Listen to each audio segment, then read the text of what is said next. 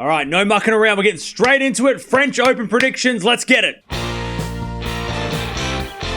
Okay, so we're back again to do predictions for the French Open. We haven't done this since the Australian Open, and the tournament's actually already started, not going to lie. But my predictions haven't changed. I did them a couple of days ago. Let's go have a look at how they look, and hopefully I can do some good predictions like I have done in the past before. All right, so Sabalenka, Swiatek, who's going to go further? I reckon Sabalenka might just go a little bit further than Swiatek. Of course, Swiatek hasn't been in the greatest form, so maybe not the craziest prediction, but Sabalenka, I'm going to go with her going a little bit further than Swiatek in this tournament.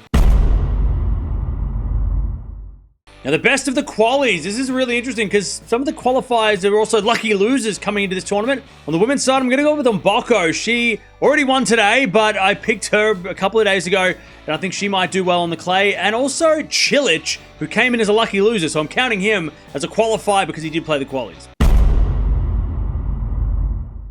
The country that's going to have the most success, I'm going to go with Italy. I think that Italy, not just because of Jannik Sinner, but also Paolini, are going to get Italy to get the most wins at this tournament combined on the men and women's side. And Italy have just been a powerhouse through all of their tennis, including the doubles as well. So I'm going to go with Italy to be the most successful country.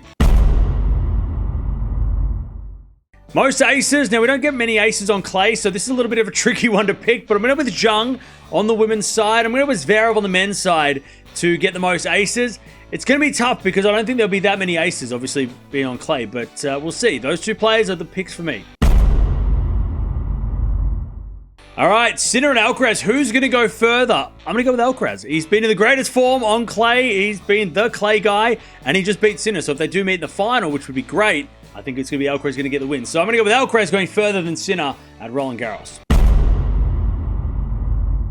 Okay, unseeded success players. I'm going to go with Osaka on the women's side. She had a really good clay preparations, and she has got Badosa in the first round tomorrow, but I'm going to go with her to get the win over Badosa and continue on. And I'm going to go with Fonseca on the men's side. I know that Hurkacz is right there in front of him, but I'm going to go with Fonzie on the men's side because if he can beat Hurkacz, maybe he can go on a bit of a run.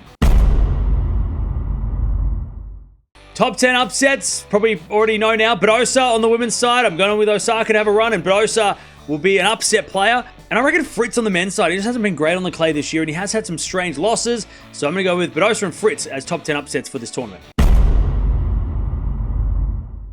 Okay, my dark horse picks, players that are sort of lower seeds or lower ranked players in the draw. I'm going to go with Svitolina, who has been very good on the clay at times this year. Won a clay court tournament as well.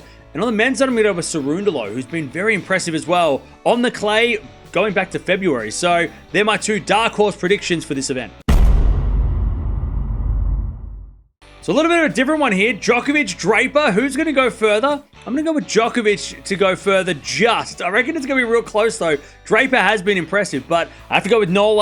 After what he did last week, I think the pressure is off, and he might actually do really well here and just get better than Draper in this tournament.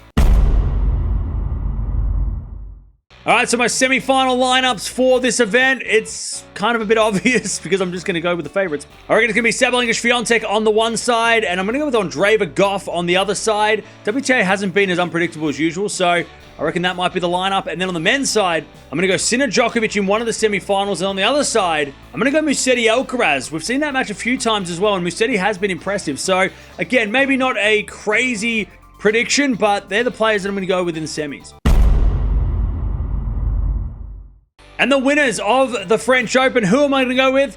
On the women's side, I'm going to go with Coco Gauff. I know that she can be great one day and hard to watch the next, but I'm going to go with Gauff to get the win here. She's been so impressive on the clay and made so many finals that I reckon she's just saving the win for this one. And on the men's side, I'm going with Alcaraz. I mean, I think everybody's going to be picking Alcaraz at this point. Sinner's been great in his first comeback since the ban, but I have to go with Alcaraz in this one. So there it is. They are my predictions. Let me know your predictions down below. And what do you think about my prediction? Do you agree with me? Do you don't agree with me? Let me know down in the comments below. I'll read it, I'm sure, at some point in the future.